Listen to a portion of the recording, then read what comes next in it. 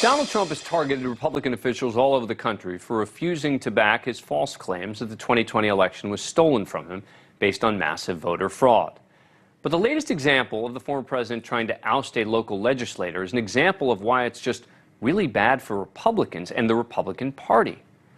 On Friday night, the former president held a rally in Milwaukee, the suburbs there, during which he bashed State Assembly Speaker Robin Vos and endorsed his opponent in tonight's primary. During his speech, Trump railed against Vos for supposedly not pursuing election reforms in the state following the 2020 vote. Abrams is running to defeat your rhino Speaker of the House, Robin Vos. Despite undeniable evidence of rigging and fraud, Speaker Vos has taken no steps to hold the Wisconsin Election Commission accountable. In fact, Vos said, "We won't let it happen again." Well, what about 2020? They won't let it happen again. In other words, it was okay to cheat in 2020, but we won't let it happen again. He will let it happen again. Here's the thing to note about Robin Vos, the man you just heard Trump call a rhino. It's been a huge thorn in the side of Wisconsin's Democratic governor, Tony Evers, almost single-handedly blocking what he calls the governor's, quote, radical agenda. He's pro-life, staunch Second Amendment backer. The state's last two Republican governors both gave him an enthusiastic endorsement. He petitioned to have state buildings fly the flag at half-staff after the death of Rush Limbaugh. He's no rhino. But Vos flunked Trump's test for Republican candidates in 2022, a test that seems to have only one real question. Will a candidate do everything that Trump asks, even if they can't legally do it, in service of the idea that the 2020 election was somehow all rigged? And let's be clear, Robin Vos has indulged Trump and allies over the past 2 years and entertained the notion the election was corrupt. He's personally flown on Trump's private plane and briefed the former president on the state's investigation into the 2020 vote. He's met with allies like lawyer John Eastman. He even commissioned conservative former state Supreme Court Justice Michael Gableman to investigate the 2020 election and arranged for him to be paid more than $100,000. Robin Vos has been completely willing to entertain the notion the 2020 vote was somehow fixed. But that wasn't enough for Donald Trump.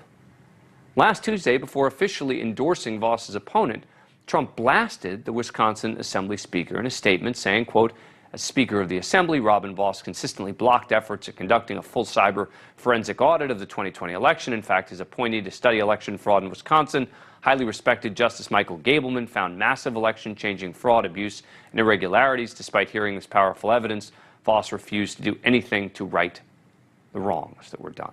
Now, Trump has been running with the findings of Gableman, the retired justice appointed by Vos to do what they called an independent investigation. Now, putting aside that it was a totally dubious probe, which found a number of instances of fraud that were already rejected by the courts and debunked by every independent entity that's examined it. As for what actual courts decided, in a highly controversial 4-3 opinion, the Wisconsin Supreme Court gave a big win to Trump when it placed severe restrictions on drop boxes, outlawing most unmanned drop boxes in the state. But there's nothing in the opinion which says that there was fraud or that the issues cited led Biden to beat Trump in Wisconsin. It'll impact how future elections are run in Wisconsin. More important, Robin Vos doesn't have the authority under Wisconsin law to decertify the 2020 election. No one does. And in a recent interview, Vos said that was exactly what Trump was pushing him to do. He makes his case, which I respect. He would like us to do something different in Wisconsin. I explained that it's not allowed under the Constitution. He has a different opinion. He can't do it. And Vos's opponent, by the way, Adam Steen there, has made all sorts of promises to Trump about trying to convince him that he's going to do other things. But here's what's important here, and extends well beyond Wisconsin. It's completely toxic for the country and toxic for Republicans politically. The political poll analysis website 538 now considers the Democrats favorites to retain control of the Senate in this fall's elections, despite the presence of a Democratic president whose approval rating is stuck below 40%. With election-denying candidates like Blake Masters in Arizona, who are considered underdogs in winnable races, it's impacting governor's races Election deniers Carrie Lake in Arizona, Doug Mastriano in Pennsylvania are now considered significant underdogs in races Republicans figured to have a strong chance in. And let's be clear, these election-denying candidates are the reason why Democrats are doing better in these races. 2020 election denial is bad for the Republican Party. Now, sadly, in our media today, CNN and MSNBC don't want to address this because they have no interest in looking at what could boost Republicans. And Fox and Newsmax don't want to potentially alienate the most fervent of the Trump supporters. And so once again, the marginalized moderate majority loses out to the toxic extremes.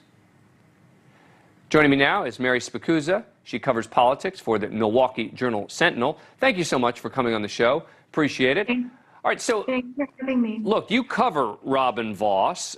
What do you make of the notion that Donald Trump is calling him a rhino? You know, Speaker Vos has been one of the most powerful Republicans in the state, really since Scott Walker and Rebecca Clayfish were defeated by Governor Evers and Mandela Barnes. Aside from Ron Johnson, you know, they are two of the most prominent Republicans in the state. Speaker Vos has led a ton of reforms, was pushing for Republican overhauls, blocking Governor Tony Evers' agenda. So it's pretty wild, honestly, to hear him being attacked as not conservative enough, considering he has kind of led this conservative push in recent years here. I mean, is there anything beyond 2020 election denial that he's not conservative on? I mean, is there any topic where someone could say, well, you know, he's not particularly conservative on guns, or he's not particularly conservative on abortion, or whatever the case? Is there any topic apart from 2020 election denial? He's pretty conservative. Really, I think what it is with former President Trump is that he has said he can't overturn the 2020 election results. Right. That's it. Pretty much. All right. Mary Spicuzza, thank you so much for coming on the show. Appreciate it. Thank you for watching. Go to newsnationnow.com to find NewsNation on your cable provider. And don't forget to click the red subscribe button below to get more of NewsNation's fact-driven, unbiased coverage.